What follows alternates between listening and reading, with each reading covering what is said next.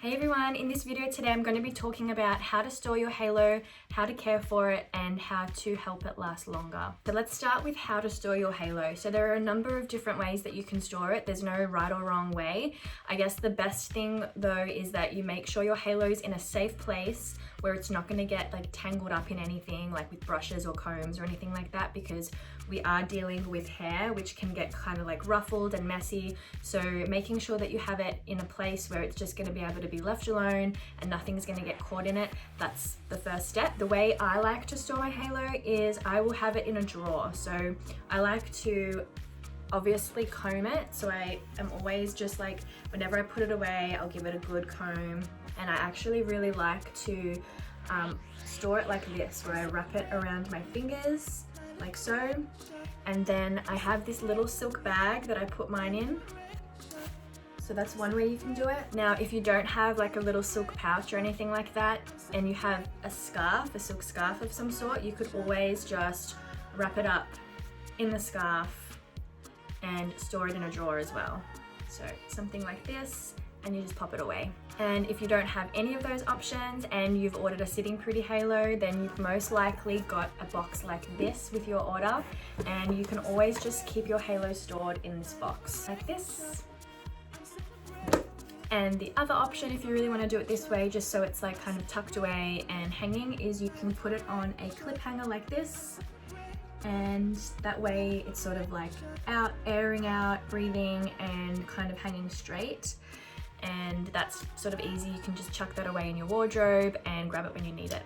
So like I said, the main thing is that it's not sort of in a place where it's going to get like tangled in anything. So one of those three options is really good. Otherwise, you can just leave it in a drawer and make sure that it's got its own space. So my halo hair care tips are pretty simple.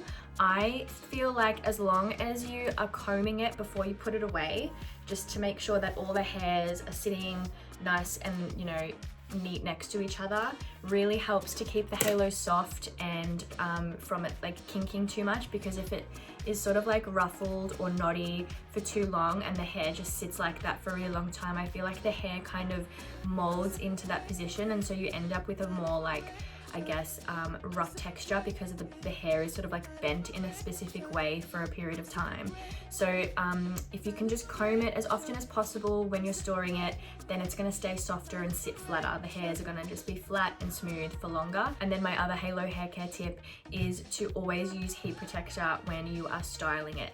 So you want to make sure that you're protecting the coating on the hair and making sure that, I guess, when you're using hot tools, that it's not going to be like burning off that protective layer. So heat protector really helps to, I guess, maintain that gloss and that layer that's on the hair. And also, if you can help it, then try not to heat style your halo too often. I find that the halo holds style amazingly well. So whether you straighten it or you curl it, the style should really hold in the hair for weeks, because unlike permanents or clip-ins, they're sort of, the halo gets taken out of your hair every day, and so the style doesn't get slept on or needing to be washed or anything like that. So the style just lasts, and hair extensions tend to hold curls and styles really well anyway, generally.